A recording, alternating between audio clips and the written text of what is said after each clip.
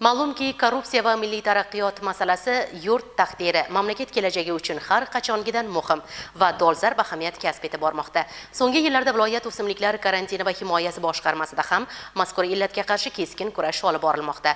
Joylarda boshqarma xodimlarining bu boradagi huquqiy savodxonligini oshirish, mazkur illatga qarshi ularda immunitet hosil qilish maqsadida muntazam ravishda davra suhbatlari tashkil etib kelinmoqda. Korrupsiya taraqqiyot kushandasi mavzusida o'tkazilgan navbatdagi tadbir tafsiloti bilan davom etamiz.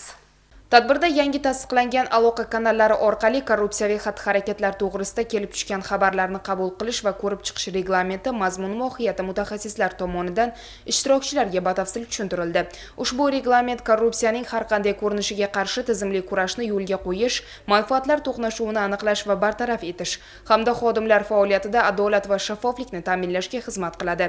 Endilikda agentlik tizimida ishonch telefoni, elektron murojaatlar hamda ochiq aloqa kanallari orqali kelib tushgan har bir xabar qonuniy tartibda ro'yxatga olinib tahlil qilinadi va natijalar rahbariyatga yetkaziladi.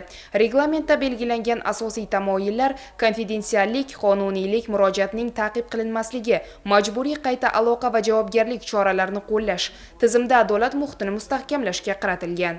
Bu kabi tadbirlar nafaqat korrupsiyani jilovlash, balki xodimlarning axloqiy fazilatlari, halollik va mas'uliyatni yuksaltirish, eng muhimi xalq ishonchini yanada oshirishga xizmat qiladi. Bugungi kunda jamiyat taraqqiyotini ildiziga bolta uradigan illatlardan biri bu korrupsiya bo'lib hisoblanadi.